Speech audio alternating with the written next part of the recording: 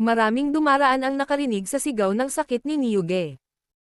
At lahat sila ay naglakad palapit upang makita kung ano ang nangyayari sa loob, ngunit may maliit na pinto lamang na nakabukas, kaya hindi nila masyadong makita. Si Li Fengxia, sa kabilang banda, ay nagbigay pansin sa tindahan sa buong oras, ngunit hindi siya nang ahas na lumapit, kung sakaling siya ay tumambad. Nang makitang maraming tao ang nakatingin sa tindahan, inilabas ni Li Fengxia ang kanyang mga labi ng may kasiyahan, dahil naniniwala siya na ang grupo ni Niyuge ay tiyak na sinisira ang tindahan ngayon. Sa tindahan, napaatras lahat ang mga hoodlum na iyon sa takot. Sila ay isang grupo lamang ng mga walang trabaho at tamad na kabataang lalaki. Kung tutusin ay hindi miyembro ng anumang gang, at lahat sila ay natakot nang matalo ni Guning si Niyuge sa ilang segundo. Ikaw, galit si Niyuge, at sumigaw sa galit, suntukin mo siya, ngayon na. Nagpalitan sila ng tingin sa isa't isa, ngunit wala ni isa sa kanila ang umusad. Niyuge, magaling talagang makipaglaban ang babaeng ito, sabi ng isang batang hoodlum na may malungkot na ekspresyon. Hindi man lang nila matalo si Niyuge sa isang laban, paano nila matatalo si Guning? Ikaw, nagalit si Niyuge. Kayong apat ay makakapag-atake sa kanya ng magkasama. Nang marinig iyon, naisip ng mga hoodlum na iyon na ito ay makatwiran, kaya't sabay-sabay silang sumugod kay Guning. Nakaramdam ng kaunting pag-aalala si Duleifeng, hindi kay Guning, ngunit baka masira nila ang mga kalakal na iyon sa isang matinding labanan. Nagtitiwala siya sa antas ng martial arts ni Guning. Nag-walkout din sina Master Xiao at Mr. Chang, at lahat sila ay namangha sa eksena. Nang makita nila ang apat na lalaki na sama-samang umaatake sa kanya, sila ay nabalisa. Ngunit sila ay isang matandang lalaki at isang nasa katanghaliang gulang na lalaki na halos hindi makatutulong sa kanya sa pakikipaglaban, kaya't nagdasal sila na sana ay maging maayos si Guning. Hindi gumawa ng anumang malalaking hakbang si Guning, kung sakaling sira ang mga paninda na nakatambak sa bulwagan. Walang alinlangang sinipa niya ang pandiyan ng hoodlum na pinakamalapit sa kanya. Mga ad ng Pub Future. Sa isang malakas na hiyaw ng sakit, lumuhad ang hoodlum sa lupa at tinakpan ang kanyang pandiyan ng kanyang mga kamay. Nang makita iyon, naramdaman siya ng bawat lalaki sa tindahan. Bago pa makapag-react ang tatlo pang hoodlum, sunod-sunod silang inatake ni Guning. Sa loob ng ilang segundo, binugbog din sila sa sahig. Silang lima ngayon ay sumisigaw sa sakit, paikot-ikot sa lupa. Buksan ang pintuan sa harap, sabi ni Guning kay Duleifeng. Nagpasya siyang parusahan ang grupo ng mga hoodlum na ito bilang babala sa iba ngayon para maiwasan ang ibang tao na muling magdulot ng gulo kay Duleifeng sa hinaharap. Agad na binuksan ni Duleifeng ang pintuan sa harapan, at nakita ng mga nanonood na nagtipon-tipon sa pintuan ang eksena sa harap na bulwagan ngayon.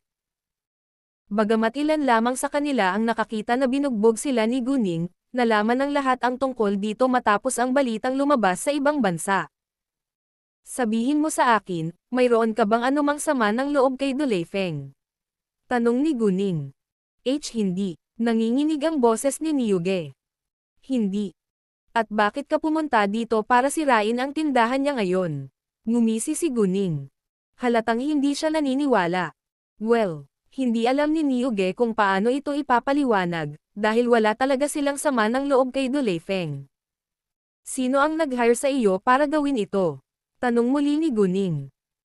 Sa katunayan, si Guning na mismo ang may sagot, ngunit sinadya niyang itanong iyon, para marinig ito ng iba, na makakasira sa reputasyon ng tao. Nang marinig ang tanong ni Guning, bigla nilang napagtanto na kinuha lang nila ang trabahong ito sa ibang tao. Ang pinagmulan ng debo ng kabanata na ito ay maaaring masubaybayan sa N0V3LB1N.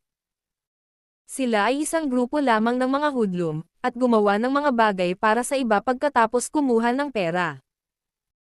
Wala silang anumang pakiramdam ng propesyonal na etika, at ipagkanulo ang kanilang mga hire sa sandaling nasa panganib ang kanilang buhay. Kaya naman, walang pag-aalinlangan na ipinagtapat ni Niyuge, tama, kinuha kami ng isang tao para sirain ang tindahang ito. Siya ang may-ari ng Dushi Antiques, si Li Fengxia. Siya rin ang stepmother ni Du Leifeng. Binayaran niya kami ng 3,000 yuan para sirain ang negosyo ni Du Leifeng. Hindi lang umamin dito si Niuge, kundi sinabi rin niya kay Guning ang pagkakakilanlan ng hire. Kung sakaling hindi siya pinaniwalaan ni Guning, idinagdag ni Niuge, maaari mong tingnan ang aking telepono kung may pagdududa ka. Kakatawag lang niya sa akin kalahating oras na ang nakalipas. Hindi pa tapos, kaya hindi pa niya naililipat sa akin ang pera sa pagkakataong ito, pero maraming beses na niya kaming kinukuha. May mga transfer record din sa phone ko. Mga ad ng Pub Future. Kahit na sobrang sakit ngayon ni Niuge, sinabi pa rin niya kay Guning ang lahat ng nalalaman niya. At saka, kahit sino ang may balak na umupa o bumili ng kanyang tindahan, kukunin kami ni Li Fengxia para banta ang bumibili. Gusto niyang bilhin ang tindahan ni Du Leifeng sa pinakamababang presyo.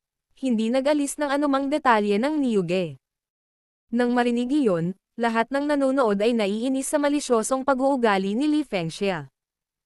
Lahat ng mga stepmother ay hindi mabait. Paano siya kukuha ng mga hoodlum para sirain ang negosyo ng kanyang stepson? Ginoo. Si Do ay nagmamay-ari ng 2 anti-gang tindahan, at ibinigay niya ito sa kanyang 2 anak na lalaki bago siya pumanaw. Ang bawat anak na lalaki ay nakakuha ng isa, ngunit si Li Fengxia at ang kanyang anak ay gustong kunin ang mga ito. Kabilang tindahan palayo sa Du Leifeng. Napakasama niya. Lahat ng tao ay pinapuna si Li Fengxia at ang kanyang anak. Sabihin kay Li Fengxia na ang tindahang ito ay hindi na kay Du Leifeng, kundi kay Guning. Kung maglakas loob siyang gawin iyon muli, ikukulong ko sila.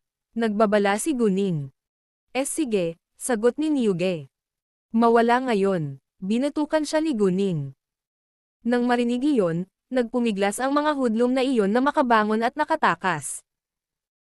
Napatulala si Li Fengxia nang makita niya si Niuge at iba pang hoodlums na tumakas mula sa shop na parang nalunod na mga daga. Anong nangyari? Paano ito posible? Si Li Fengxia ay hindi pipi, at alam niya na sila ay dapat na binugbog ng isang tao, ngunit sino? Hindi siya naniniwala na magagawa iyon ni Du Leifeng. Si Li Fengxia ay hindi nang ahas na panoorin ito, at nagmamadaling tumakbo pabalik sa kanyang tindahan. Pagkatapos, si Niuge at ang iba pang mga hoodlum ay pumasok din sa kanyang tindahan. Li Fengxia, ang tindahan ay hindi kay Du Leifeng ngayon. Sinabi mo sa amin na sirain ang tindahan bago mo nilinaw, at ngayon lahat kami ay nasugatan. Dapat mong bayaran ang bayad sa medikal. 10,000 yuan ang isang tao, sabi ni Niuge. Nagulat si Li Fengxia nang marinig na may bagong boss ang shop. Nang humingi sa kanya si Niuge ng pera, inikat ni Li Fengxia ang kanyang mga mata sa gulat, at hindi makapaniwala sa kanyang narinig. Ano? 10,000 yuan ang isang tao. How dare you? Bagamat handang bayaran sila ni Li Fengxia upang magdulot ng gulo kay Du Leifeng, nag-aatubili siyang mangikil. Sumakay sa isang odyssey hanggang sa kaibuturan sa no euro else and hashtag. Kung hindi mo ibibigay sa amin, masisira namin ang tindahan mo sa susunod. Nagbanta si Niuge. Hindi sila aalis nang walang pera ngayon. Ikaw, galit si Li Fengxia pati na rin ang takot. Isa lang siyang ordinaryong babae na walang suporta. Ang kanyang anak at siya ay umasa sa tindahang ito upang mabuhay. Kung talagang nasira nila ang tindahang ito, magdurana sila ng pagkawala ng higit sa 50,000 yuan. Hindi rin siya naglakas loob na tumawag ng pulis, dahil ilang araw na lang sila itatago sa himpilan ng pulisya. Kapag nakalabas na sila, mas malala ang paghihiganti nila sa kanya. Hindi ito ang unang pagkakataon na nakipag-ugnayan siya sa kanila, kaya medyo kilala niya ang mga ito. Sa makatuwid, gaano man ayaw ni Li Fengxia, kailangan niyang sumuko, at maglipat ng 50,000 yuan sa Niuge. Nasiyahan si Niuge nang matanggap niya ang pera. Li Fengxia, sinabi sa amin ng bagong boss nito na ipasa sa iyo na ikukulong kanya kung maglakas loob kang guluhin siya muli. Pagkatapos nun, umalis na sila. Si Li Fengxia, sa kabilang banda, ay nagulat na ipinagkanulo nila siya. At the same time, galit din siya. Naisip niya na walang nakakaalam na siya ang taong umupo ng mga manloloko na iyon upang sirain ang tindahan ni Du Leifeng ng paulit-ulit. Alam na talaga ito ni Du Leifeng sa simula pa lang. Gayunpaman, walang kakayahan si Du Leifeng na lumaban, o hindi niya hahayaan ang kanyang stepmother na gawin ito ng paulit-ulit. Dahil may bagong amo na ang shop ngayon, hindi na siya nang ahas na guluhin pa sila. Ayaw niyang tanggapin ang resultang ito, ngunit kailangan niyang lunukan ang kanyang galit. Iniisip kung ano ang nangyari ngayon, si Li Fengxie ay lalong hindi nasisiyahan. Kinuha niya ang isang tasa sa mesa at binasag iyon sa lupa. Sa sandaling ito, ang kanyang anak, si Dominga, ay bumalik, at ang tasa ay nabasag sa ilalim mismo ng kanyang mga paa. Mga ad ng pub future. Natakot si Dominga, gayon din si Li Fengxie. Agad siyang tumakbo at nag-aalalang tinanong siya, "Mingda, okay ka lang ba?" Sinira ni Li Fengxie ang kanyang anak na bulok. Bagamat mahigit 20 taong gulang na ang kanyang anak, tinatrato pa rin niya ito na parang bata. Si Dominga ay bihirang mag-asikaso sa tindahang ito, ngunit tumambay sa buong araw kasama ang kanyang kasintahan o mga kaibigan sa magandang panahon. Alam ni Li Fengxie, ngunit hindi niya naisip na turuan ang kanyang anak, kaya't si Dominga ay isa lamang walang kabuluhan ngayon. Oo, pero bakit galit na galit ka? Hindi masaya si Dominga. Kakabili lang ni Du Leifeng ng bagong batch ng mga paninda, at may pumalit sa kanyang tindahan, sabi ni Li Fengxie, ngunit pinutol siya ni Dominga bago siya matapos. Ano? May pumalit sa kanyang tindahan? Bakit hindi ka kumuha ng mga hoodlum para takutin ang bumibili? Kaninang hapon ko lang nalaman nang makita ko siyang nagbabawas ng mga paninda. Sinira ni Niuge at ng kanyang mga kaibigan ang tindahan kanina, ngunit lahat sila ay nasugatan. Humingi pa sila sa akin ng medical fee na 50,000 yuan. Sabi ni Li Fengxie. Nainis din si Dominga. 50,000 yuan. Pangangikil ito. Kaya kung magsaya ng napakaraming araw gamit ang perang iyon. Bagamat galit si Dominga, hindi siya naglakas loob na sisihin si Niuge para dito, kaya sinumpa niya si Du Leifeng. Kapag hindi ko ibinigay ang pera sa kanila, masisira daw nila ang aming tindahan kapag naka-recover sila. At least ligtas na tayo ngayon, sabi ni Li Fengxie. Sa tindahan ni Du Leifeng, pinuri lahat ng mga tao si Guning pagkaalis ng grupo ni Niuge. Si Master Xiao at Mr. Chang ay bumalik sa opisina kasama si Guning pagkatapos, dahil gusto ni Master Xiao na makita ang mga antik ni Guning sa kanyang malita. Mahigit 10 sa kanila ay totoo, na ikinagulat ni Master Xiao at Mr. Chang. Wow, hindi ako makapaniwala na totoo silang lahat. Gulat na sabi ni Master Xiao. Mga ad ng pub future. Nakakita lang ako ng napakaraming mga tunay na antigo sa alinmang mga museo o mga bahay ng mayayamang collector, sabi ni Mr. Chang.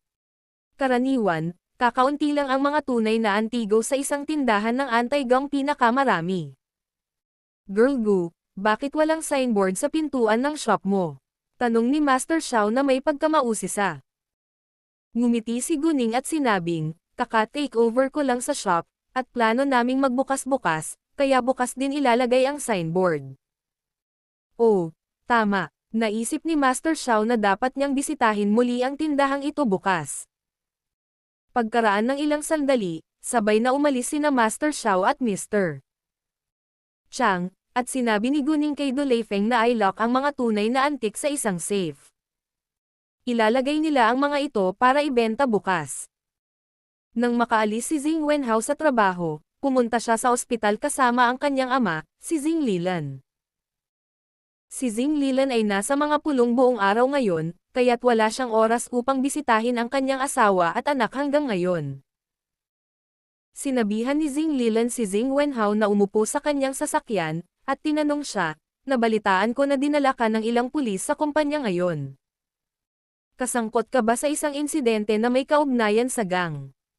Alam mo bang binabantayan ka ng lupon ng mga direktor? Bakit hindi mo magawang kumilos? Bilang tagapagmana ng Hachon Group, si Zheng Wenhao ay walang maraming tagumpay, na naging sanhi ng hindi kasiyahan ng mga shareholder. Kung siya ay nasasangkot sa malaking problema ngayon, siya ay naghuhukay ng kanyang sariling libingan. Alam na alam ito ni Zheng Wenhao, ngunit nakipagtalo pa rin siya. Si Inay at Wenmei ay may nasugatan ngayon. Hindi ako maaaring sumuko sa kahihiyang ito, kaya kumuha ako ng ilang hoodlums para sirain ang tindahan ng tao. Kahit na naranasan niya ang isang malaking kawalan sa pagtatapos nito, gagawin pa rin niya ang parehong bagay kung magkakaroon siya ng pangalawang pagkakataon na pumili. Kahit na magkaroon siya ng pangalawang pagkakataon, hindi pa rin niya malalaman ang tungkol sa impluwensya ni Guning, kaya syempre, hindi siya susuko sa kahihiyan. Nang marinig iyon, sumimangot si Zheng Lilan, pagkatapos ay napagtanto na ang dalawang pangyayaring ito ay konektado. Hindi ka ba maaaring kumuha ng ilang maaasahang lalaki? Sumang-ayon si Zheng Lilan kay Zheng Wenhao sa paghiganti, dahil hindi rin siya nagpaparaya sa mga tao. Akala ko si Liu Zhongming ay isang middle manager sa Kirin Gang, kaya kakayanin niya ito ng maayos. Nagulat din ako sa impluwensyang taglay ng boss ng beauty salon, sabi ni Zheng Wenhao na nalungkot. Lubhang hindi siya komportable matapos mapahiya sa kumpanya ng kanyang pamilya. Sino ang boss ng beauty salon? Tanong ni Zheng Lilan. Ang pinagmulan ng debo ng kabanata na ito ay maaaring masubaybayan sa N0V3LB1N. Ang boss ng Jade Beauty Jewelry, sagot ni Zheng Wenhao. Ano? Ang boss ng Jade Beauty Jewelry. Si Zheng Lilan ay namangha. Narinig niya ang tungkol sa Jade Beauty Jewelry, at alam niyang ang amo nito ay isang 18 anyos na dalaga. Bagamat napakabata pa ng dalaga, isa siyang kilalang matagumpay na negosyante. Bilang karagdagan, mayroon siyang malakas na network, at maraming mahahalagang tao ang dumalo sa seremonya ng pagbubukas ng kanyang tindahan ng alahas. Ang Jade Beauty Jewelry mismo ay halos hindi maihahambing sa pamilyang Zheng, ngunit ang network ng boss nito ay mas maimpluwensyang kaysa sa pamilyang Zheng. Siyempre, ang kondisyon para dito ay ang batang babae ay kailangang magkaroon ng isang malapit na relasyon sa mga mahahalagang figure. Kung hindi, lalayuan sila kapag nahihirapan na ang dalaga.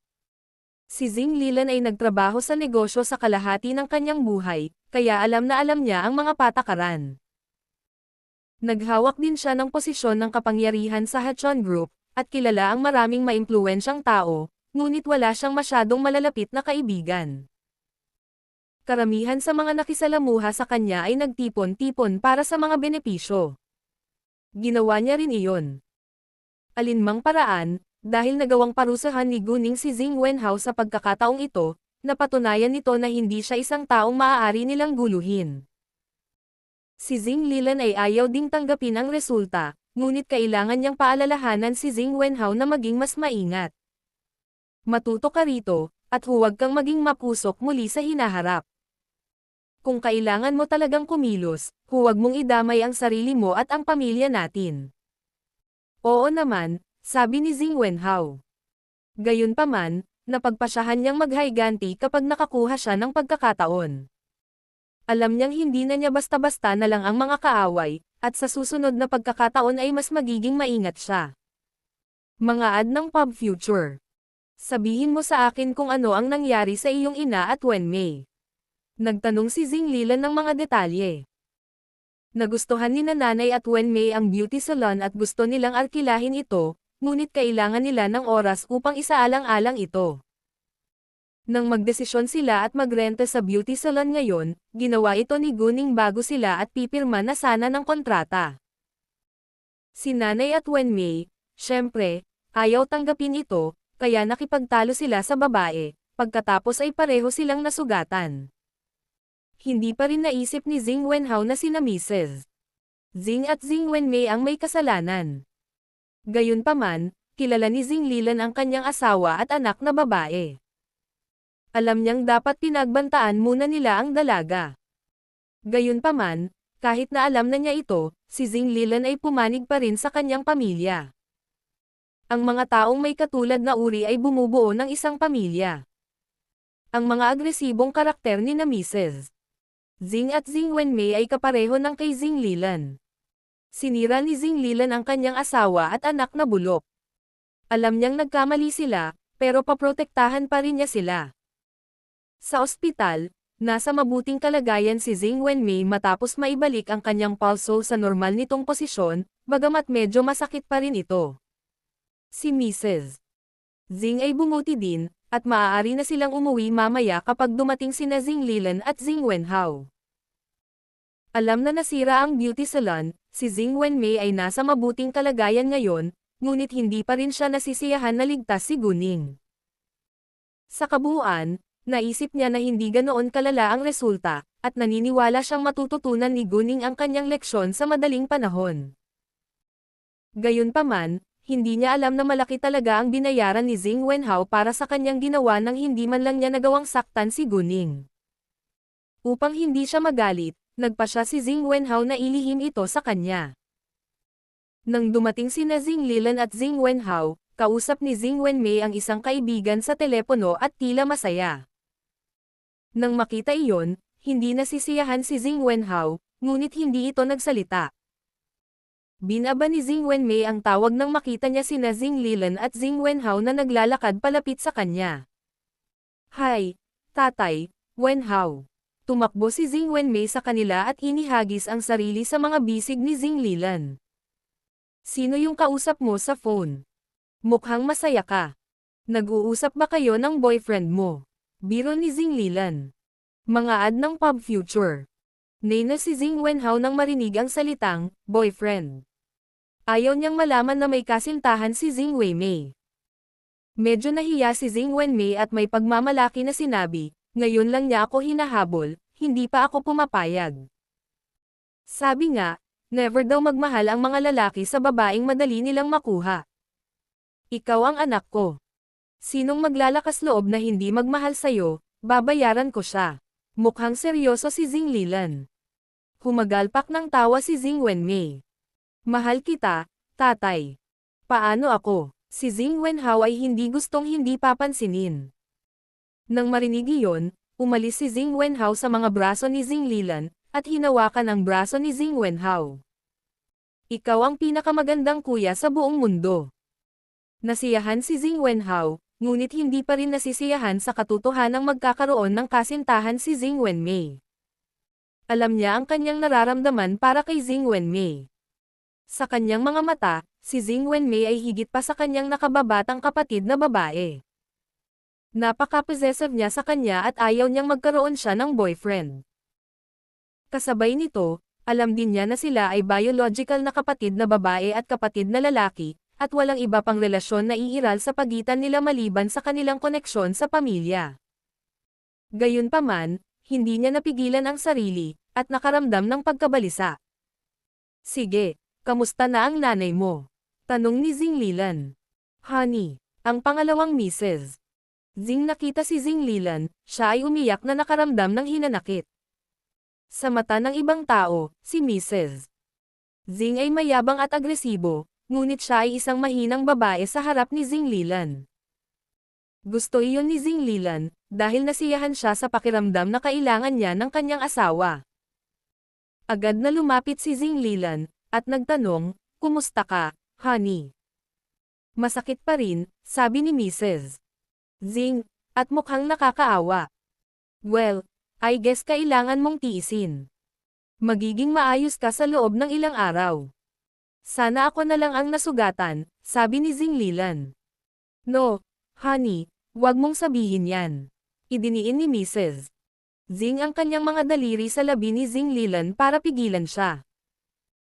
Bagaman sila ay kasal sa loob ng maraming taon, sila ay isang mapagmahal na mag-asawa at walang kabuluhan sa bawat isa sa lahat ng oras. Minsan, maaaring masama ang isang tao sa maraming aspeto, ngunit maaari siyang magkaroon ng pangmatagalang katapatan at pagmamahal sa kanyang kapareha. Wenhao, kailan mo mapaparusahan ang maliit na B** na iyon? Tanong ni Zing Wenmei. Hindi ko pa alam kung sino yung babae. Titingnan ko kung ano ang magagawa ko kapag nalaman ko. Binigyan siya ni Zhing Wenhao ng isang perfunctory na sagot. Mabuti, hindi nagpumilit si Zhing Wenmei. Nasira tuloy ang beauty salon. Naging sensitive si Mrs. Zhing sa harap ni Zhing Lilan, at hindi niya hiniling na maghayganti siya sa babae. Nasira ang beauty salon, kaya mas gamaan ang pakiramdam niya. Pagkatapos noon ay sabay silang umuwi. Sina Qiaoya at Guman ay namili sa isang shopping mall, ngunit hindi sila nakabili ng maraming bagay. Nang tanghalian na, sabay silang kumain sa isang restaurant. Naunawaan ni Guman na napakabisi ni Guning sa mga araw na ito, kaya hindi niya ito tinawagan. Ngayon din ang araw ng pagbubukas ng Jade Beauty Jewelry sa kabisera, at nakakuha ito ng maraming atensyon mula sa mga tao at media. Nang marinig ni Master Leng na ang Jade Beauty Jewelry ay magbubukas na ng isang branch sa kabisera ngayon, pumunta siya doon kasama sina Master Jiang at Jiang Zhongyu. Si Jiang Zhongyu ay halos ganap na gumaling ngayon, at siya ay mas malusog kaysa dati. Matalik ding magkaibigan sina Master Leng at Master Shu, kaya nagpadala rin si Master Leng kay Master Shu ng 2 power crystal na table task. Ang katawan ni Master Shu ay nasa mas mabuting kondisyon din pagkatapos uminom ng mga table task. Ang 3 sa kanila na halos 70 na ngayon ay kasing lakas ng mga lalaki sa paligid ng 50. Ads by Pub Future. Naisip ni Master Leng na lalabas si Guning, kaya pumunta siya roon para makita ang kanyang apo, ngunit wala si Guning ngayon. Gayunpaman, ang kanilang pagpapakita sa seremonya ng pagbubukas ng Jade Beauty Jewelry ay nagulat sa industriya ng alahas sa kabisera. Ang mga negosyante at manggagawang sangkot sa industriya ng alahas ay nagbigay ng maraming atensyon sa kanilang mga kapantay, upang malaman nila ang pinakabagong mga balita sa industriya.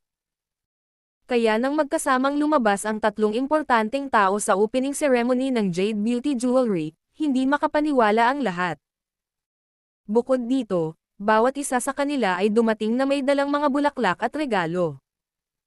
Ibig sabihin ay nagkaroon sila ng malapit na relasyon sa Jade Beauty Jewelry. Dahil wala si Guning, hindi sila nagtagal doon, at umalis din kaagad. Nakakuha na ng maraming atensyon ang release conference ng Jade Beauty Jewelry sa CTB, kaya maraming tao ang naakit sa branch nito sa capital ngayon. Ang mga noble ladies ay humingi pa ng impormasyon tungkol sa charm gowns. Nang halos tapos na ang mga bagay, tinawagan ni Zhou Zhenghong si Guning para iulat ang kanyang trabaho ngayon. Kumakain si Guning sa isang restaurant nang matanggap niya ang tawag ni Zhou Zhenghong. Boss, malaking balita, tuwang-tuwa si Zhou Zhenghong. Anong nangyari? Natuwa si Guning. Malaki, magandang balita. Alam mo ba kung sino ang nagpakita sa opening ceremony ngayon? Excited na tanong ni Zhou Zhenghong. WHO. Tanong ni Guning na may pagkamausisa. Hindi niya alam na dadalo si Master Leng at ang kanyang mga kaibigan, ngunit naisip na maaaring gumawa si Leng Xiaoteng ng kanilang mga pagsasaayos upang sorpresahin siya. Sa pagsasalita tungkol kay Leng Xiaoteng, hindi siya nakita ni Guning sa loob ng maraming araw, at sobrang namiss niya siya. Master Leng, Master Jiang at Master Shu. Nang magpakita sila, maraming tao ang nagulat at para silang mga libreng ad para sa tindahan ng alahas. Sabi ni Zhou Zhenghong. Nang marinig iyon, nagulat si Guning, ngunit hindi siya nagulat. Boss, hindi ka makapaniwala. Paano mo sila nakilala? Hinahangaan na ngayon ni Zhou Zhenghong si Guning higit kailanman. Ads by Pub Future. Bueno, nakilala ko sila sa Antaygang Kalye, at ilang beses pa lang kaming nagkita, sabi ni Guning. Sa tingin ko, ikaw lang ang makakakilala ng mahahalagang tao sa Antaygang Kalye. Biro ni Zhou Zhenghong. Haha, tama, lagi akong swerte. Tumawa si Guning. Sa katunayan, napakaswerte niya mula nang siya ay muling isilang. Bagamat may mga taong nagpakana laban sa kanya, wala ni isa sa kanila ang nagtagumpay. Minarkahan ng NF Euro Rapture ang paunang pag-host ng kabanatang ito sa NF Euro LSN. Nako, maraming noble ladies ang nagtanong kung kailan magbubukas ng branch si Charm sa capital. Gustong-gusto nila ang mga charm gown, sabi ni Zhou Zhenghong. Tatalakayin ko ito kay Yuzi, sabi ni Guning. Oo naman, sabi ni Zhou Zhenghong, pagkatapos ay ibinaba ang tawag. Pagkatapos, tinawagan ni Guning si Yuzi. Hi, boss, bati sa kanya ni Yuzi nang sagutin niya ang tawag. Maginhawa ba para sa iyo na tumawag ngayon? Tanong ni Guning. Oo, ano na, sabi ni Yuzi. Nakalimutan kong tanungin ka tungkol sa clothing industry forum na binanggit mo last time. Paano ito? Tanong ni Guning. Marami akong natutunan. Tuwang-tuwa si Yuzi. Malaki. Nakaramdam din ng saya si Guning para sa kanya. Ay, boss, hindi ba sinabi ko sa iyo ang tungkol sa sikat na Paris designer na si Jason? Siya ay bumisita sa aming pabrika kung minsan at nakikipag-usap sa akin tungkol sa disenyo sa mga araw na ito. Sa tingin ko siya ay isang mahusay na guro at ito ay isang magandang pagkakataon para sa akin na matuto mula sa kanya. Ngunit hindi ko pa rin maintindihan kung bakit niya ito ginagawa, sabi ni Yuzi. Nadama niya ang karangalan na handang turuan siya ng isang master ng disenyo, ngunit hindi sila pamilyar sa lahat. Kumunat ang noo ni Guning. Design lang ba ang pinag-usapan niyo? Oo, sabi ni Yuzi. Siguro kasi medyo interesado siya sa mga designs mo. Siya ay isang mahilig sa disenyo ng damit, at halos na addict dito, sabi ni Guning. Noong huling banggitin ni Yuzi si Jason, nakolekta ni Guning ang maraming impormasyon tungkol kay Jason, at nalaman niyang isa itong natatanging designer na may magandang reputasyon. Bagamat hindi sila pamilyar sa isa't isa, hindi nagsisinungaling ang kanyang reputasyon sa mga tao. Talaga? Tanong ni Yuzi. Ganoon din ang iniisip niya, dahil maraming positibong komento si Jason sa kanyang mga disenyo. Sinabi sa akin ni Uncle Joe na maraming marangal na babae ang nagtanong sa kanya kung kailan magbubukas ng branch si Charm sa kabisera kanina. Gustong-gusto nila ang mga charm gown. Nagkaroon din ako ng idea na magbukas ng branch ng Charm sa kabisera, para may handa mo ang mga gown para dito sa mga araw na ito. Mag-aayos ako ng isang tao na maghanap ng magandang tindahan sa kabisera, sabi ni Guning. Walang problema, sabi ni Yuzi. Siya ay masigasig sa pagbubukas ng isang sangay sa kabisera, dahil nangangahulugan ito na ang kanyang tatak ay nagiging mas at mas sikat. I've been very busy recently, and I didn't have much time to ask you about the condition of the company right now. Kumusta ang lahat? Tanong ni Guning. Maraming kumpanya ang nag-usap tungkol sa pakikipagtulungan kay Manager Gao nitong mga nakaraang araw. At nakapag-ayos na kami ng ilang deal sa isang kumpanya ng wedding gown, isang eksklusibong tindahan ng gown at iba pa, sabi ni Yuzi. Lalo siyang natuwa nang makitang tumaas ang benta ng kanyang mga gown. Ang pangalan ni Manager Gao ay Gao Weichao. Siya ang general manager ng kumpanya ng damit ni Guning. Ang kumpanya ay nasa ilalim pa rin ng konstruksyon, kaya si Gao Weichao kasama ang iba pang kawani ay nagtrabaho sa pabrika sa ngayon. Ang pabrika ay sapat na malaki upang mapaunlakan ang mga ito. Si Charm ay bahagi lamang ng kumpanya ng damit ni Guning, gumawa din sila ng maraming iba pang mga estilo ng pananamit ng sabay-sabay. Kaya ngayon ay kumukuha si Gao Weichao ng higit pang mga designer ng damit.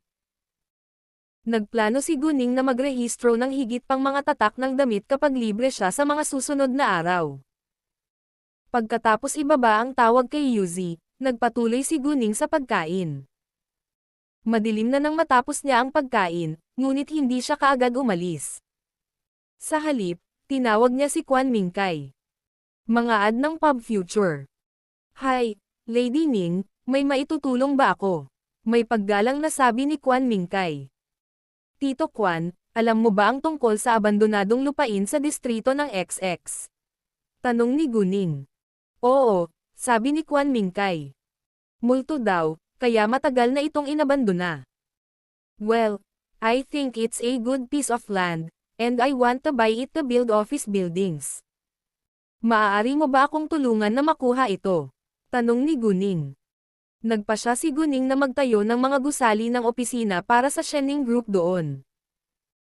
Ang punong tanggapan ng Shening Group ay matatagpuan sa kabisera, ngunit ang sangay nito ay nangangailangan din ng mga gusali ng opisina sa CTB. Sa pagpapalawak ng kanyang grupo ng negosyo, mangangailangan din siya ng higit pang mga gusali ng opisina. Ano? Sa tingin ko, hindi ito magandang ideya. Nagulat si Kwan Mingkay na gustong bilhin ni Guning ang lupa. Tito Kwan, ayos lang. Alam ko kung paano ito hahawakan ng maayos, sabi ni Guning nang may kumpiyansa. Hanggat kaya niyang harapin ang babaeng multo, ayos lang. Dahil sinabi ni Guning, pumayag si Kwan Mingkay. Gayunpaman, naisip pa rin niya na kailangang ipaalam ito kay Tang Yunfan. Alas 7 na ng gabi, ngunit nagtatrabaho pa rin si Tang Yunfan sa kumpanya, kaya pumunta si Kwan Mingkay upang sabihin sa kanya sa opisina ng chairman. Nagulat din si Tang Yunfan matapos itong marinig, ngunit pumayag siya sa huli dahil desisyon iyon ni Guning. Mga ad ng Pub Future. Umalis si Guning patungo sa abandonadong construction site pagkatapos lumabas ng restaurant. Ang abandonadong construction site ay ganap na madilim sa gabi na walang ilaw. Isa talaga itong haunted place, at puno ng yin, dahil may isang pulang figure na lumulutang sa mga gusali.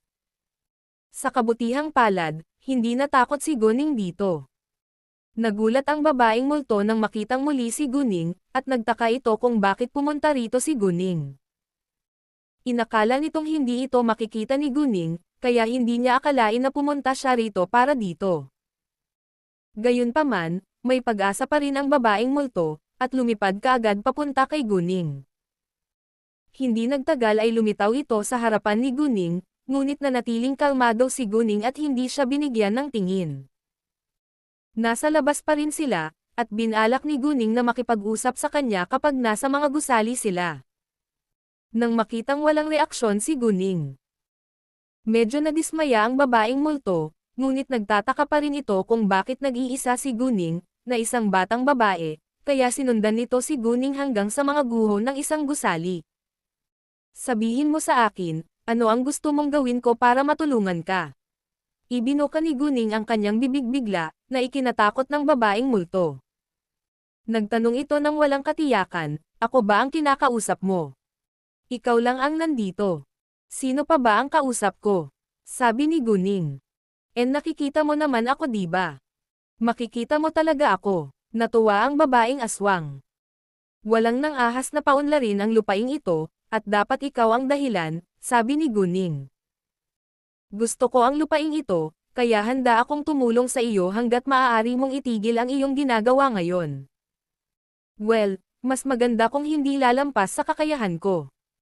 Kung hindi niya mapigilan, sisirain niya ito para hindi na ito magdulot ng gulo.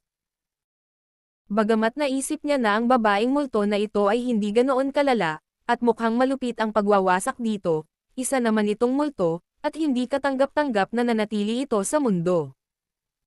Kung hindi ito muling nagkatawang tao, tiyak na mayroon itong matinding puot o pagkahumaling na hindi nito kayang bitawan.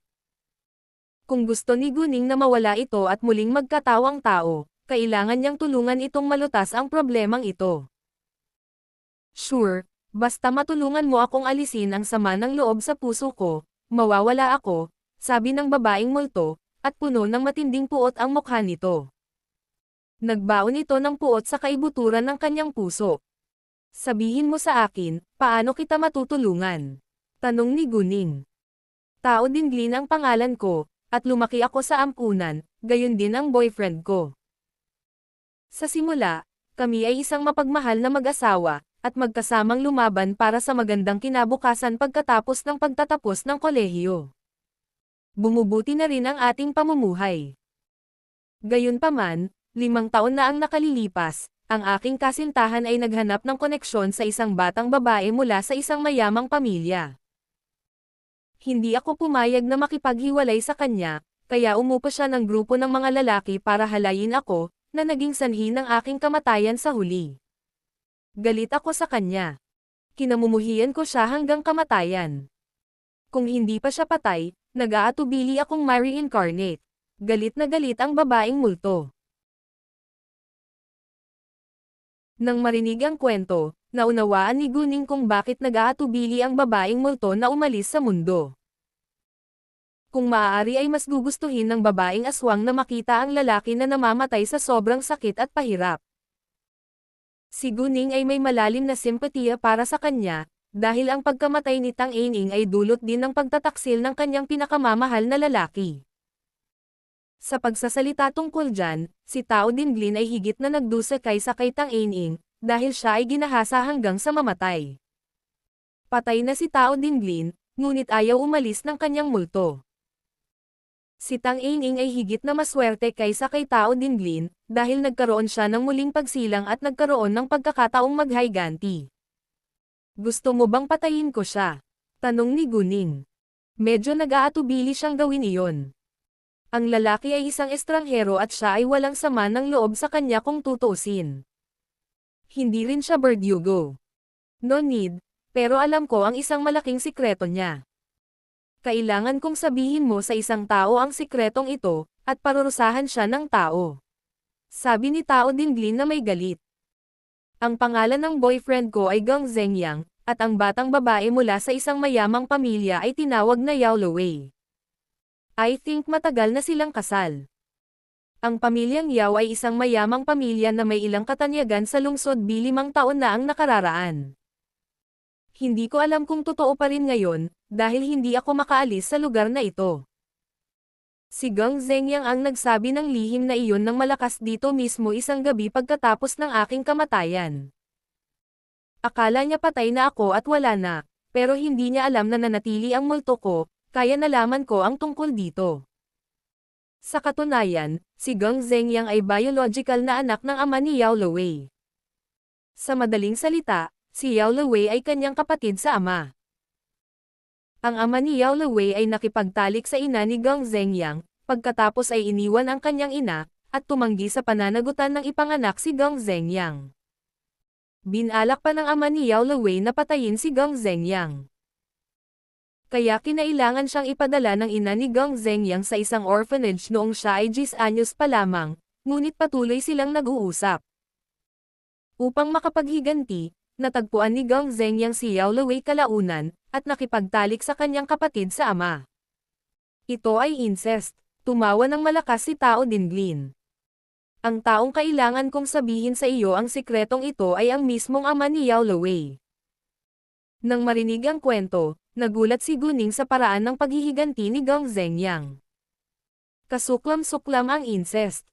Si Geng Zengyang ay biolohikal na anak ng ama ni Yao Luwei. Sigurado ka bang paparusahan siya ng ama ni Yao Luwei? Tanong ni Guning. Siyempre, dahil may intensyon siyang patayin si Geng Zengyang maraming taon na ang nakararaan. Ano man ang mangyari, sinusubukan ni Geng Zengyang na maghayganti sa pamilya Yao at nakipag-incest pa sa kanyang anak na babae. Confident na sabi ni Tao Dinglin.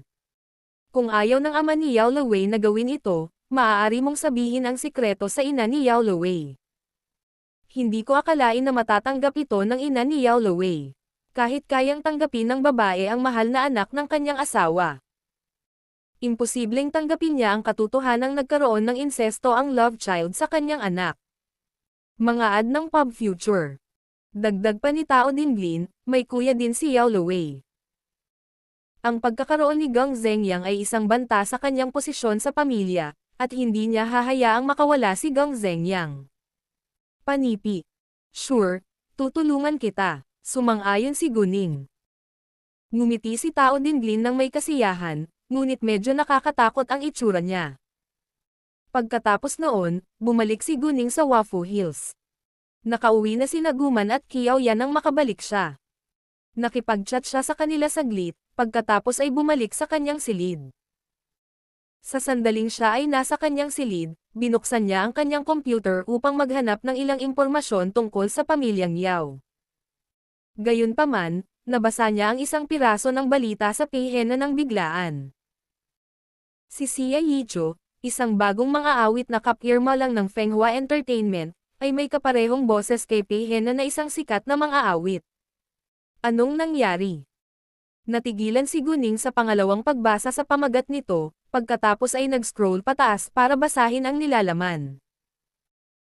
Alas 6 ng gabi ngayong araw, Ang opisyal na website ng Fenghua Entertainment ay naglabas ng video ni Sia Yijo na isang bagong mga awit na kapirmahan nito.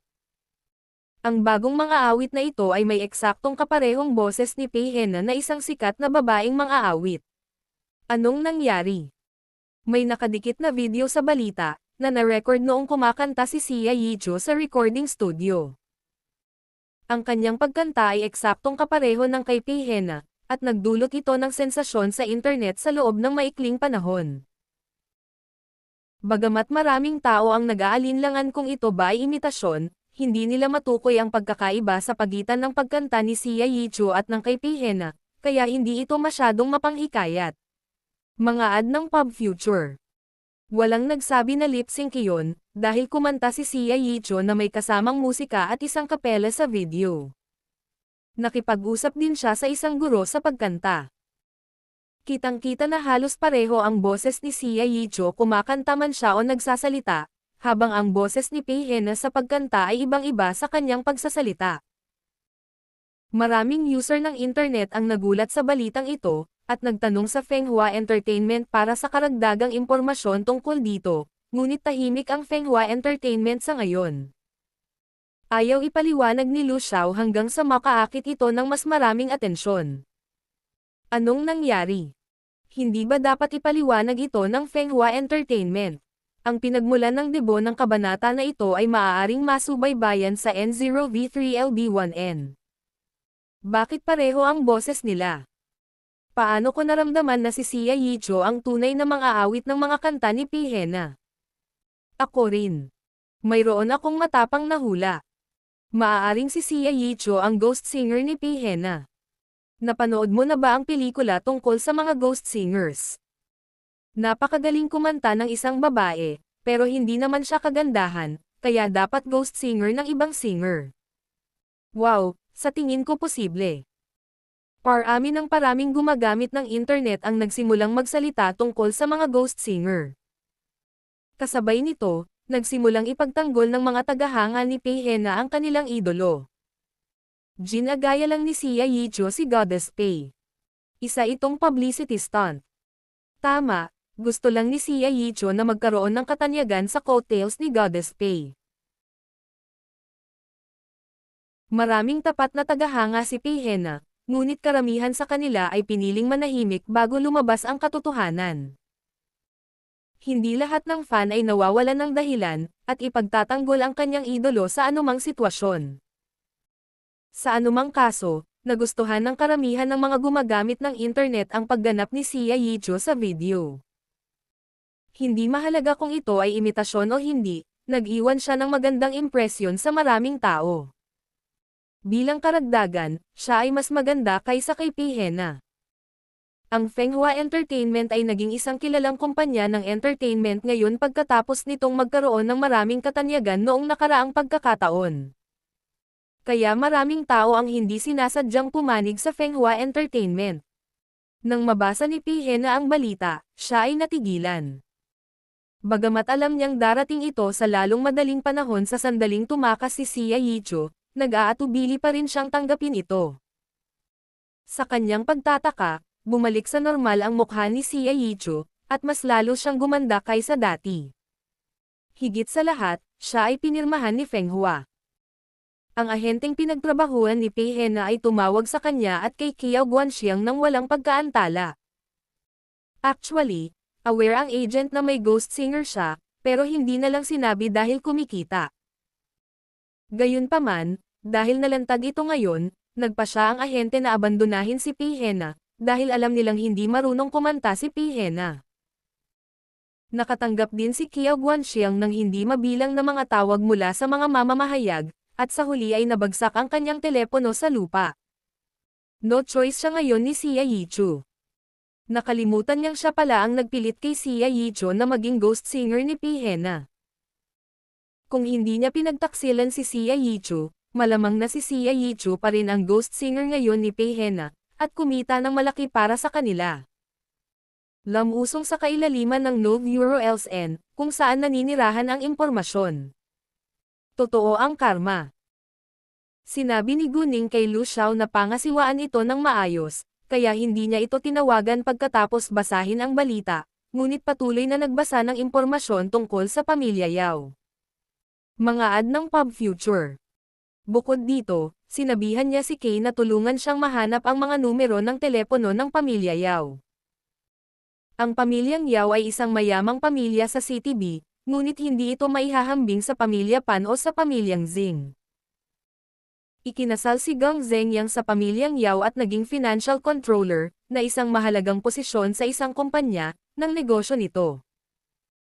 Hindi nagtagal, nakita ni Kay ang mga numero ng telepono ng lahat ng miyembro ng pamilyang Yao, at binigyan ni Guning si Yao Guanghui ng hindi kilalang tawag sa telepono pagkatapos. Sino ito? Tanong ni Yao Guanghui. Gumamit si Guning ng voice changer, kaya para siyang lalaki. Ginoo. Yao, masarap kausapin ka.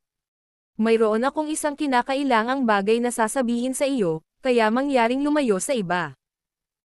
Narinig ni Guning ang boses ng ibang tao mula sa telepono, kaya sinabi niya kay Yao Guanghui na mag-ingat.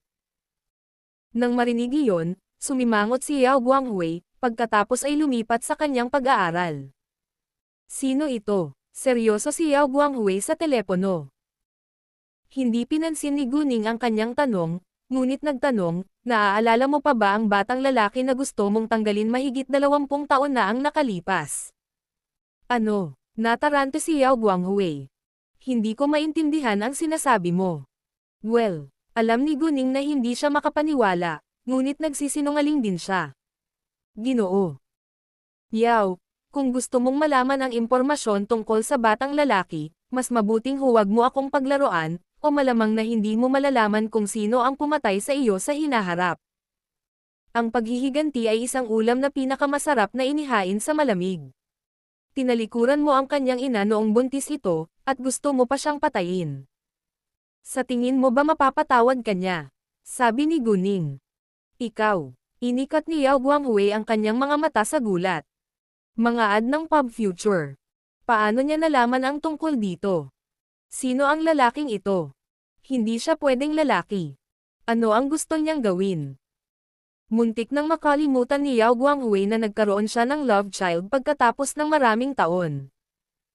Sa sandaling sinabi ito ni Guning, nakaramdam siya ng matinding krisis. Alam niyang maghihiganti ang bata kung nabubuhay pa ito. Ano ang gagawin sa kanya ng batang lalaki? Si Yao Guanghui ay hindi natakot na harapin ang kanyang mga kaaway, ngunit dapat siyang mag-ingat sa kanyang mga kalaban sa kadiliman. Wala siyang alam tungkol sa mahal niyang anak, na ikinatakot niya. Sa pag-iisip niyan, naging hindi mapakali si Yao Guanghui. Ano ang iyong layunin? Napakasimple.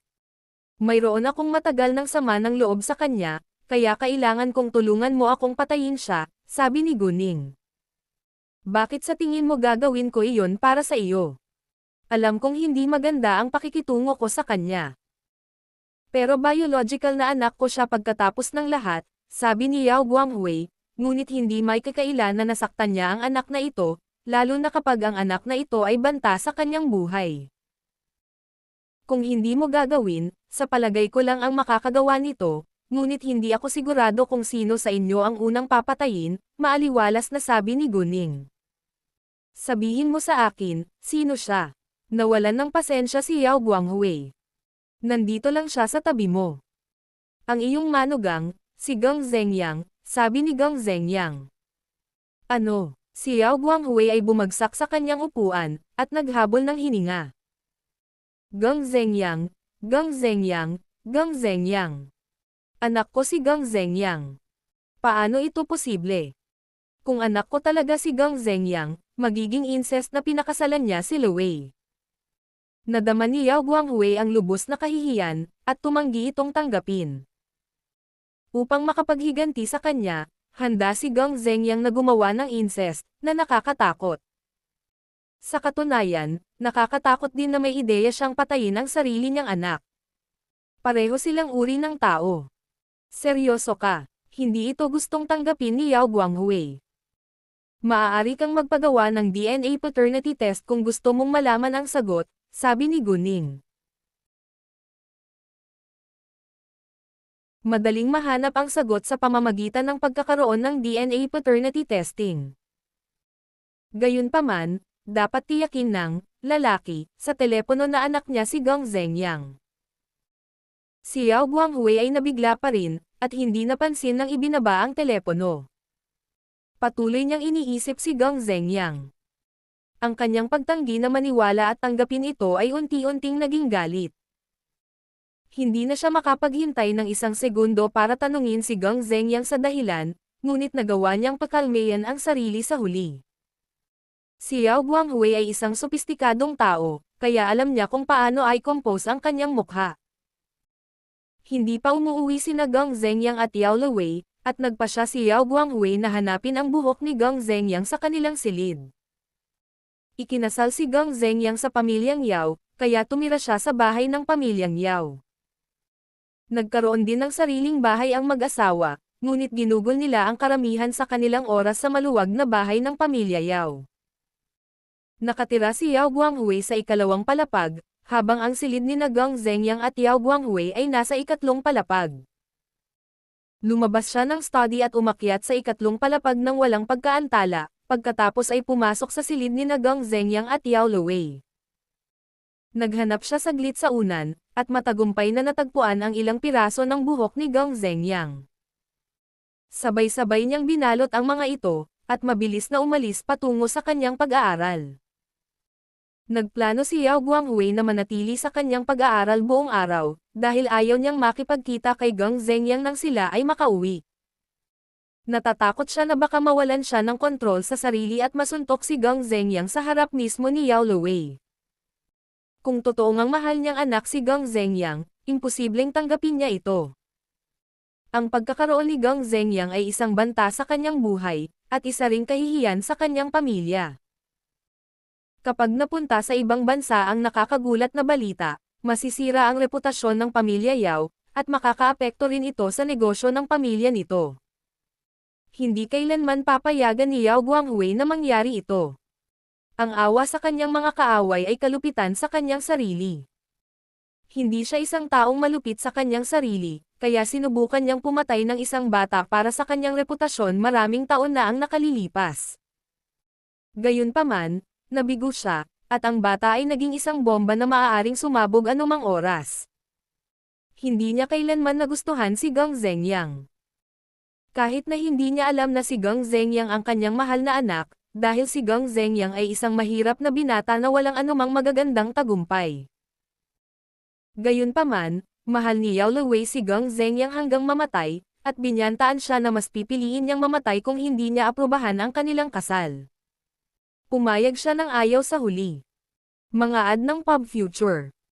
Mahusay ang pagganap ni Gong Zhengyang sa kumpanya noong nakaraang taon, kaya hindi pa niya iniisip ang tungkol dito. Sa kanyang pagkamangha, nagpakasal si Gong Zhengyang sa pamilya Yao para sa kanyang paghihiganti. Kahit na tinanggap na ni Yao Guanghui ang nakakagulat na balita na sinasabi sa kanya ng misteryosong lalaki sa telepono, nag-aalinlangan pa rin siya, at hinihiling na sana ay hindi ito totoo. Alinmang paraan, kailangan niyang gumawa ng DNA paternity test. Makalipas ang ilang sandali, nakauwi sina Gong Zhengyang at Yao Luwei. Magkahawak kamay silang naglakad papasok, at mukhang matamis na magkasintahan. Ang Enyo Euro Elsa 1N ang nag-host ng premiere release ng chapter na ito. 3 taon na silang kasal, ngunit nanatili pa rin bawat segundo na parang bagong kasal. Ito ay isang huwad na anyo lamang. Si Gong Zhengyang ay isang napaka-sexy. Gwapo, nakakatawa at maalalahanin ng mga Ginoo, na siyang pinakakaakit-akit na uri ng lalaki sa mga babae, at si Yao Luwei ay nahulog ng husto sa kanya sa unang tingin. Bagamat ito ay isang huwad na hitsura. Hindi may kakaila na si Gong Zhengyang ay isang mahuhusay na aktor. At walang sino man sa pamilyang Yao ang nakakaalam kung sino talaga siya, ngunit tinatrato siya ng mas mahusay sa paglipas ng panahon. Napakabait ni Gong Zhengyang sa kanilang lahat. At nagsumikap din, ngunit hindi nagpakita ng anumang ambisyon, kaya pinagkatiwalaan siya ng pamilyang Yao at hinayaan siyang maging financial controller. Hi, everyone, uwi na tayo. Sabi ni Yao Luwei na may malawak na ngiti sa kanyang mukha nang siya ay umuwi. Welcome home, baby, nakangiting sabi niya sa ina ni Yao Luwei. Pagkatapos noon ay nagkwentuhan sila sa sala na parang isang masayang pamilya. Nang marinig ang boses ni Gang Zhengyang, nanginginig sa galit si Yao Guanghui, ngunit ginawa niya ang lahat para pakalmayan ang sarili, at nanatili sa pag-aaral. Hindi siya nakatulog ng buong gabing iyon. Nang mga 6:00 ng umaga, narinig ni Guning ang ilang ingay sa labas mula sa bakuran. Nagising siya at bumangon para tingnan kung ano ang nangyayari doon. Nagulat siya sa grupo ng mga taong nakatayo sa harapan. Mga ad ng Pub Future. Anong ginagawa nila dito? Ang lahat ng miyembro ng pamilya Tang ay nagtipon dito ngayon. Ang iba ay abala sa paglalagay ng mga rosas, at ang iba ay nag-aayos ng mga lobo. Sa isang iglap, napagtanto ni Guning na si Tang Yunfan ay magpo-propose. Ngumiti siya, saka kinunan ng litrato ang eksena. Pinalamutian ni Tang Yunfan at ng iba pa ang bakuran ng hindi mabilang na pulang rosas at pink na lobo. Walang alinlangan, malamang na ito ay ideya ni Tang Yunfan. Hindi na bago ang setting, ngunit ginawa niya ang kanyang makakaya. Bukod dito, si Tang Yunfan ay magpo-propose kay Guman sa harap mismo ng lahat ng miyembro ng kanyang pamilya. Biglang naisip ni Guning si Leng Xiaoteng, at iniisip kung paano siya magpo-propose sa kanya sa darating. Hindi siya tatanggap ng simpleng proposal. Hindi gaanong mahusay ang pandinig ni Qiao Ya gaya ni Guning, ngunit narinig din niya ang ingay pagkalipas ng 10 minuto. Bumangon din siya, at napansin niya ang kanilang ginagawa mula sa bintana ng kanyang silid. Naantig din si Qiao Ya, at umaasa na maaari rin siyang magkaroon ng isang romantikong panukala, kahit na ito ang pinakasimpleng panukala. Marami sa kanila ang abala sa pagdedekorasyon sa harap ng bakuran. Ngunit nanatiling magaan ang kanilang mga galaw sakaling magising ang mga taong natutulog sa bahay, kaya't natagalan silang matapos ang dekorasyon. Nagsimulang lumitaw ng kaunti ang liwanag sa kalangitan noong 6:30, ngunit natutulog pa rin si Guman, kaya kinailangan nilang maghintay ng mas matagal. Gayunpaman, hindi sila nawalan ng pasensya, at naghintay ng may pag-asa.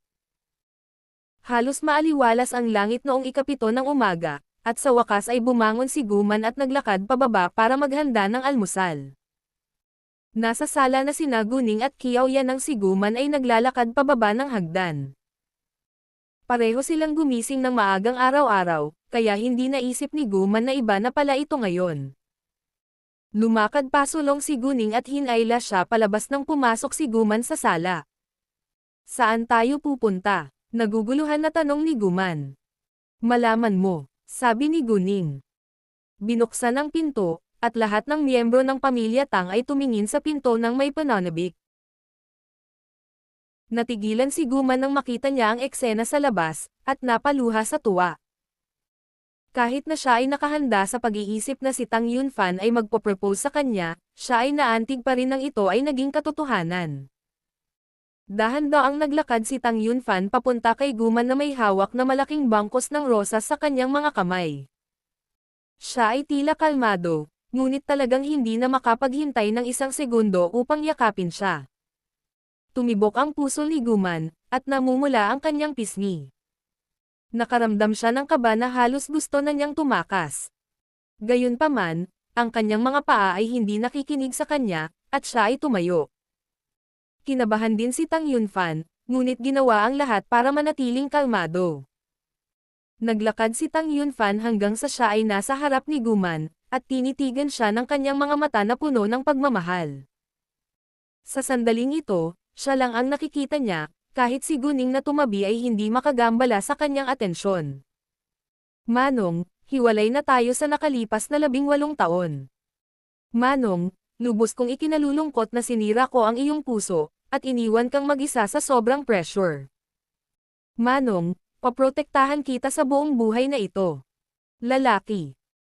Lumuhad si Tang Yunfan at itinaas ang malaking bangkos ng mga rosas kasama ang singsing na diamante, pagkatapos ay sinabing may seryosong mukha, papakasalan mo ba ako?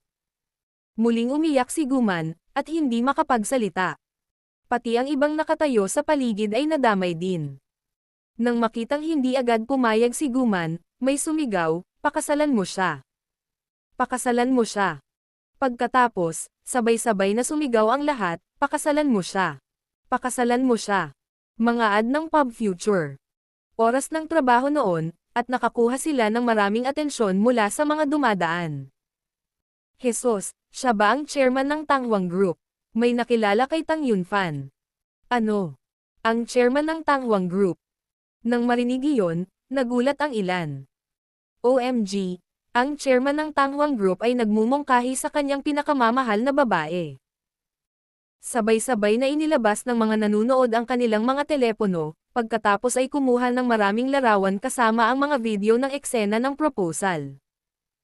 Nang marinig ang mga taong sumisigaw ng, "Pakasalan siya," tumanggaw si Guman ng may labis na pananabik, at kinuha ang mga rosas sa kanyang kamay. Sumang-ayon siya. Tuwang-tuwa din si Tang Yunfan, at inilagay ang singsing na customized para kay Guman sa kanyang daliri bago niya ito hawakan sa kanyang mga braso. Sila ay mag-asawa ng mas matandang henerasyon. At hindi kasing relax ng mga kabataang henerasyon sa pangkalahatang lugar, kaya hindi hinalikan ni Tang Yunfan si Guman sa harap mismo ng lahat, ngunit niyakap lang siya.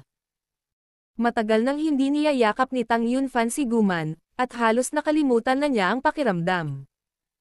Ngayon, nakaramdam siya ng kaunting pagpukaw ng maamoy ang halimuyak ng katawan nito. Si Guman ay may parehong pakiramdam.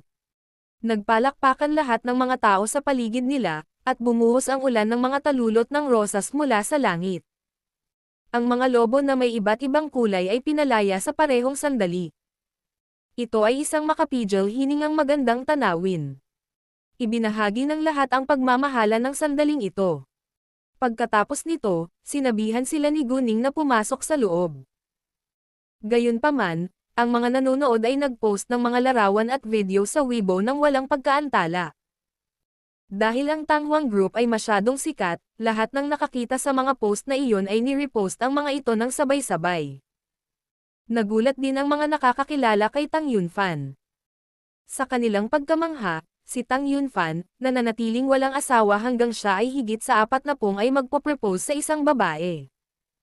Bagamat ang tagpo ng proposal ay hindi kasing luho gaya ng karaniwang mayroon nito, napaka-romantiko at mapagmahal. Mga ad ng Pub Future.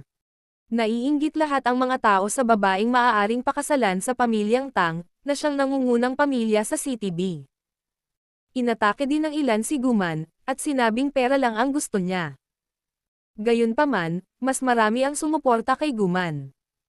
Hindi lahat ng babae na nagpakasal sa isang napakayaman na pamilya ay naglalayong makakuha ng mas maraming pera hanggat maaari. Nagseselos lang sila. Hindi nila alam kung sino ang babae sa mga larawan at video, ngunit sinimulan nila siyang salakayin. Nakakadiri ang mga haters. Ito ay Waffle Hills, isa sa pinakamahal na lugar ng tirahan sa CTB.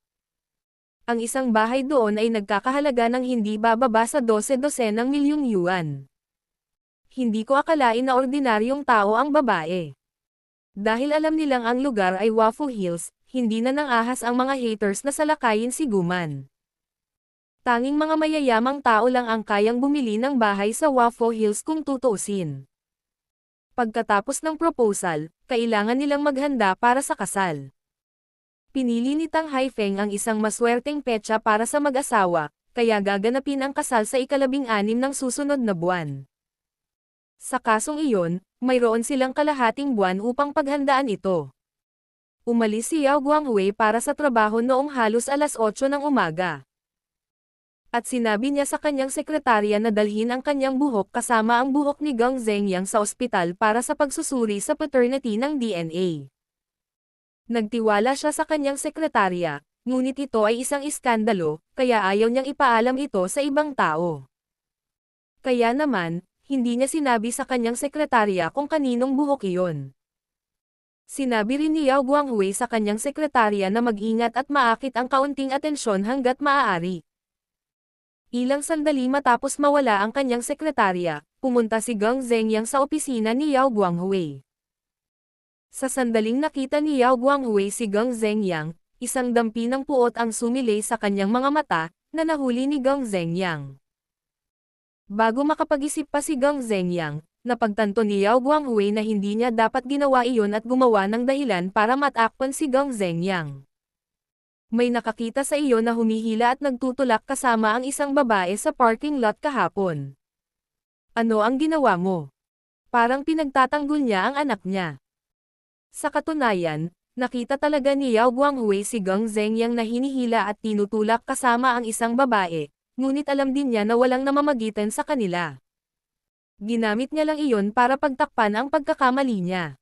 Sabay paliwanag ni Geng Zhengyang. Pare, misunderstanding po. Kusa namang lumapit sa akin ang babae, pero sinabi ko sa kanya na may asawa na ako, kaya lumayo siya pagkatapos. Walang namamagitan sa atin. Mabuti, ayaw ko lang na masaktan si Luwei, sabi ni Yao Guanghui, ngunit medyo naiinis. Dad, huwag kang mag-alala. Ipinapangako ko na hindi ako gagawa ng anumang bagay na makakasakit sa Luwei, sabi ni Geng Zhengyang. Si Geng Zhengyang ang higit na nagmamalasakit sa kanyang paghihiganti, at wala siyang pakialam sa mga babae. Pabayaan ang pakikipagtalik sa ibang babae, hindi siya interesado sa sinumang babae kahit na lumapit sila sa kanya. Sapat na ang pagod para sa kanya na harapin si Yao Luwei, at naisip niya na ito ay ganap na pag-aaksaya ng kanyang oras. Gayunpaman, hindi makakatulong sa kanyang paghihiganti kung wala siyang magandang relasyon kay Yao Luwei. Walang sakit, walang pakinabang. Upang makaganti. Natulog siya sa kanyang kapatid na babae, ngunit imposible para sa kanya na magkaroon ng mga anak, dahil nag-aatubili siyang tumanggap ng mga bata sa kanyang sariling kapatid na babae. Ano ang gusto mong pag-usapan sa akin? Tanong ni Yao Guanghui. Pagkatapos nito, tinalakay ni Geng Zhengyang ang kanyang trabaho kay Yao Guanghui. Si Tang Yunfan at ang iba ay nanatili sa Waffle Hills ng mahabang panahon bago sila bumalik sa bahay ng pamilyang Tang. Umalis din si Guman kasama nila para sa tanghalian, habang si Tang Yunfan ay babalik sa trabaho ngayong hapon. Ito ang araw ng pagbubukas ng Xiangdian Antique Store ngayon, kaya kinailangan ni Guning na pumunta sa Antaigong Kalye. Tinanong niya si Tang Haifeng kung gusto niyang umalis kasama niya. Sumang-ayon si Tang Haifeng ng buong galak. Si Tang Haifeng ay isang Antaigong manliligaw sa loob ng maraming taon, at siya rin ang lolo ni Guning. Walang dahilan para tanggihan niya ito. Sasamahan kita. Agad na tumayo si Cao Wenshin. Ako rin, sabi ni Tang Jakay. Bakit hindi tayo pumunta doon ng magkasama? Sabi ni Tang Yunfan. Bagamat hindi siya interesado sa mga antik, gusto niyang dumalo sa opening ceremony ng shop ng kanyang anak. Wala siya noong nagdaos ang Jade Beauty Jewelry ng opening ceremony at release conference noong nakaraang pagkakataon, at ayaw niyang palampasin ang pagkakataong ito. Mga ad ng Pub Future. Gayunpaman, tinanggihan ni Guning ang kanyang payo. Hindi, mangyaring huwag mag-akit ng labis na hindi kinakailangang pansin para sa aking tindahan. Sila ang pinakamayamang tao, ang kalihim ng komite ng Partido Munisipyo, at ang direktor ng Departamento ng Pampulitika sa Lungsod B. Mahirap para sa iba na hindi sila bigyan ng espesyal na atensyon.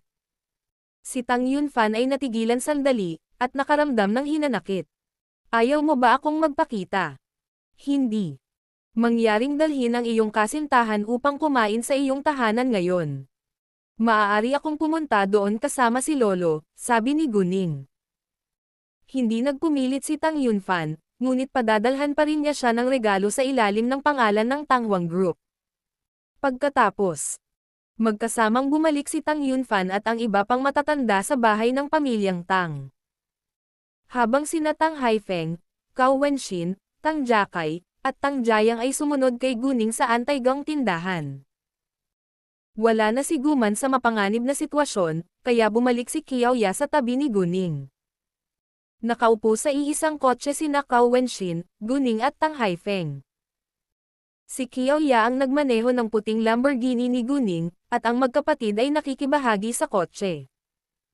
Ang Enyo Euro LB1N ay ang unang plataporma na naglalahad ng kabanatang ito.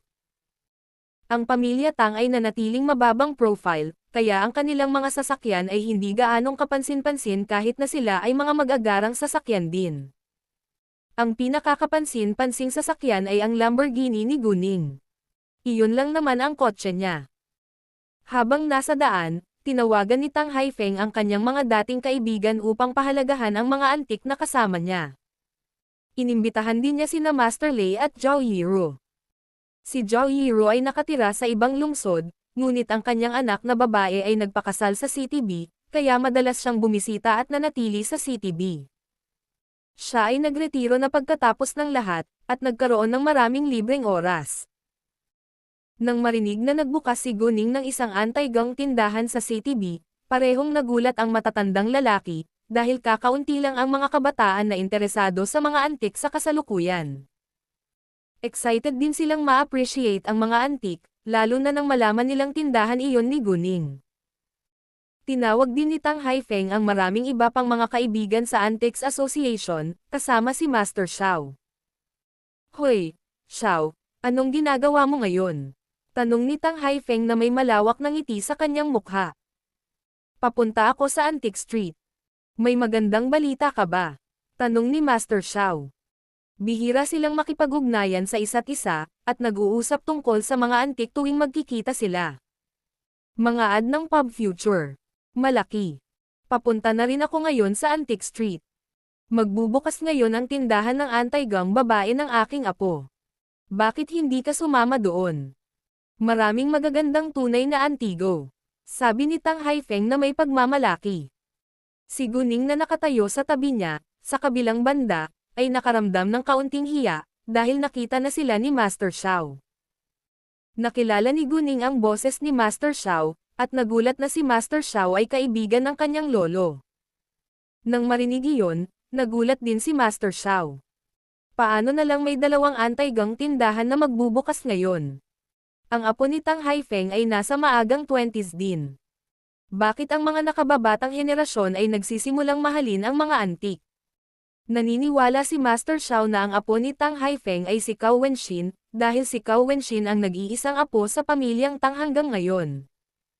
Sure, magkita na lang tayo. Sumang-ayon si Master Xiao. Ang Xiangyan Antique Store ay magbubukas ng 10M ngayon.